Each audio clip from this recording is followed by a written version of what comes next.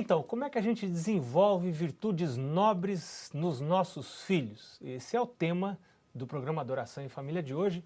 E eu quero convidar você já para abrir o seu guia de estudos, estar aí com o seu livro Ciência do Bom Viver em mãos, porque nós vamos fazer um repasse rápido com os nossos convidados de hoje. Estão aqui conosco o professor Marco Góes, que é psicólogo e é líder do Ministério da Família da região da Bahia e do Sergipe. Também está aqui conosco o pastor José Santos, que é líder do Ministério da Família para a região sul do Brasil. Obrigado por vocês estarem com a gente. Pastor Santos, eu sei que você faz o culto da família todo dia na sua casa, mas de todos os cultos da semana, qual que para você é o mais significativo? O culto para receber o sábado, culto de pôr do sol. Você faz quando ele? Sábado bem cedinho, madrugada? Quando o sol está se pondo, pastor. Sexta-feira. O sol está se pondo, a família se reúne para receber o sábado do Senhor. Eu tenho uma citação aqui muito interessante. Antes do pôr do sol, todos os membros da família devem reunir-se para estudar a palavra de Deus, cantar e orar. A este respeito, estamos necessitados de uma reforma. Livro de orientação da criança, né? Ou seja, precisamos rever isso aqui. É fundamental que a família esteja preparada para receber o sábado e adorar a Deus nesse dia de maneira especial. Interessante o que diz o texto, não na hora do pôr do sol. Antes. Antes do pôr do sol. Família reunida para receber o sábado. A gente deve tomar disposições especiais para reunir a família. Para poder fazer isso. Para o trabalho da casa já estar pronto, para a família começar o sábado na presença de Deus. E não podemos perder isso, pastor. É algo que nós temos que cultivar. Esses momentos são inesquecíveis. Eu não posso esquecer desses momentos na minha casa de origem. Também agora na minha casa com as minhas filhas. Marca. Né? Marca muito, né? Muito bem, a primeira pergunta de hoje vai para o professor Marco Góes.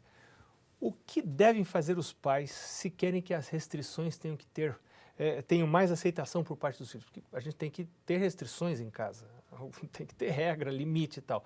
Agora, para isso ser aceito pelos filhos, o que a gente deve fazer? No mundo de hoje, muitos pais estão preocupados com os limites dos filhos. Alguns pais cresceram sem limites e, por conseguinte, não sabem dar limites.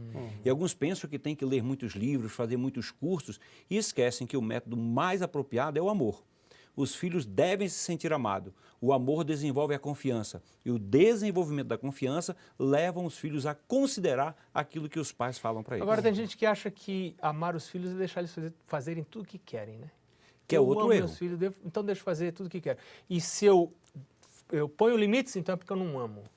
Dá para a gente amar e restringir ao mesmo tempo? A criança é naturalmente desorganizada no seu mundo interno. E ela precisa de um ser adulto organizado do lado de fora. É esta referência de adultez que dá para a criança o sentimento de pertencer a um grupo que o ama. Que coisa maravilhosa. É isso aí, é isso aí. Pastor Santos, qual então é o primeiro dever dos pais? Trabalhar na criança o serviço. Levar a criança a fazer noção isso. do serviço.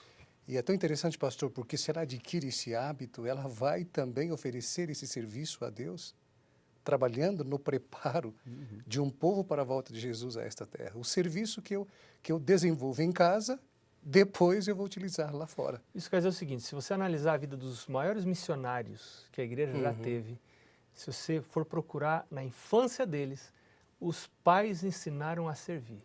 O preparo começou lá atrás. Lavar louça, ajudar a mãe a varrer o chão. Meninos e meninas. Isso mesmo. Não é só menina, não. Menino tem que trabalhar em casa também. Lá em casa a gente lavava, eu, meu irmão e eu. Isso. A gente lavava a louça, limpava chão, fazia pão.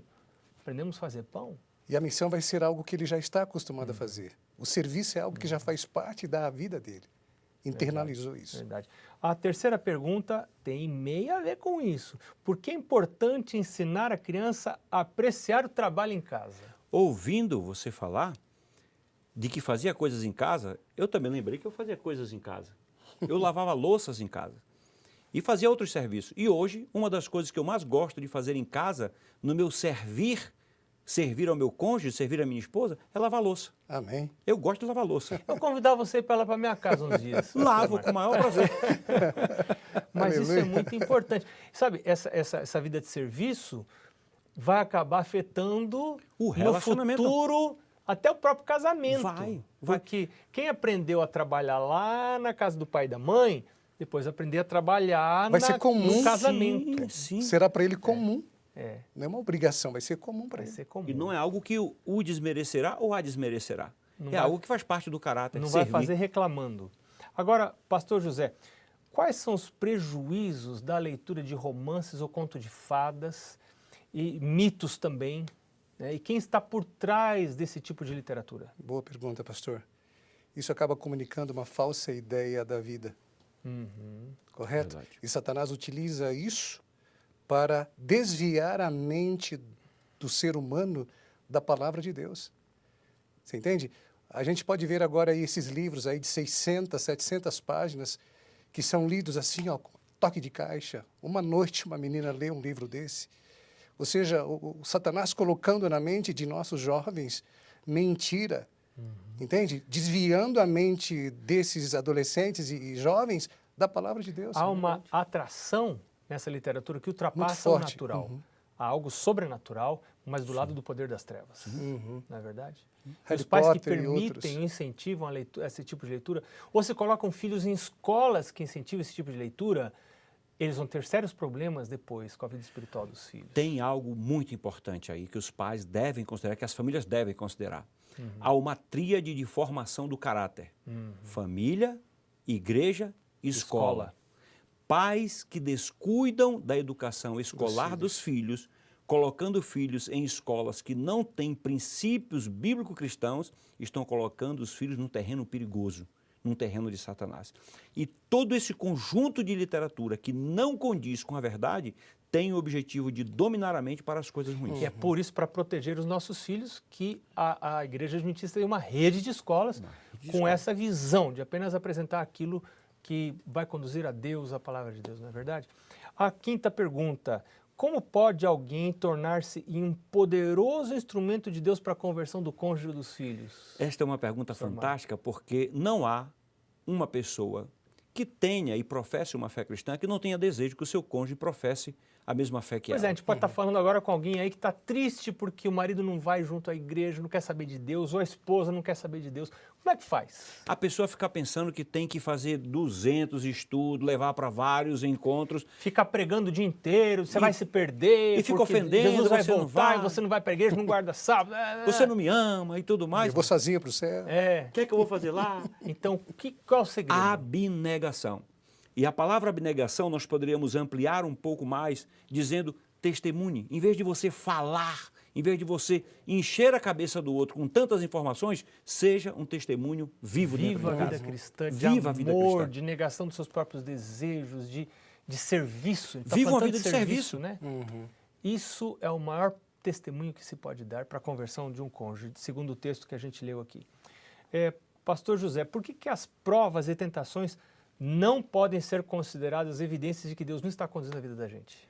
Porque elas são métodos utilizados por Deus para poder burilar o nosso caráter. É como se Deus usasse isso para moldar É bem o nosso contrário, né? Não, estou sofrendo aqui porque Deus não quer saber de mim. É bem o contrário, meu irmão. Deus quer saber de você. É verdade. Deus está cuidando de você. Ele está... E Deus não manda, pastor, o frio maior do que o cobertor. Ele vai trabalhar e vai moldar o nosso caráter. Outra pergunta, verdade. professor Marco, dentro dessa mesma linha, por que Deus permite que a gente sofra e prove a gente se Ele nos ama? Nós temos coisas em nós, pastor Marcos, que não sairão por nossa vontade própria. Nós precisaremos... Defeitos de caráter, não alguma sairão. coisa assim. Nós precisaremos ser experimentados em coisas que nós não gostaríamos de ser experimentados para nós podermos abrir mão. Quando nós passamos por uma provação, passamos por um desafio, Deus está nos dando a oportunidade de haver um desenvolvimento do nosso caráter.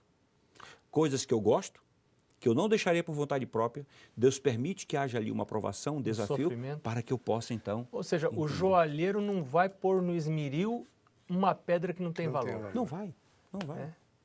Muito bem. A última pergunta, pastor José.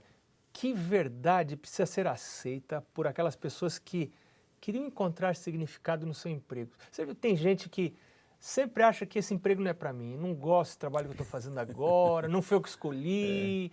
E isso acaba trazendo problema para a família, até na vida econômica da casa, né? Pastor, se Deus escolheu, Até na vida econômica da casa, né? Eu tenho que fazer da melhor maneira possível, confiar nele. Ele sempre escolhe o que é melhor para nós. Tem pessoas, pastor, que reclamam porque não têm aonde trabalhar. E depois que estão indo trabalhar, reclamam porque estão trabalhando. É que tem muita gente atrás de emprego e não de serviço. Oh, isso mesmo. É? Isso mesmo. Trabalho pouca gente quer, Serviço. emprego todo mundo quer, mas trabalho pouca gente quer. É verdade. Então, servir nem sempre é agradável para a nossa natureza, mas se Deus nos chama para servir onde estamos, é ali que a gente vai servir, vai pedir dotação a Deus. Vamos fazer da melhor maneira possível. É verdade. É verdade. Gente, não foi bom? Foi muito bom nós estarmos juntos no programa Adoração em Família de hoje. A gente aprendeu tanta coisa. Guarde esse guia de estudos, mas leia o livro todo. Não se contente apenas com isso que nós estamos estudando aqui. Tem muito mais coisas no livro. Avalie, estude, sublinhe o seu livro. E nós esperamos encontrar com você no próximo Adoração em Família. Um abraço e até lá.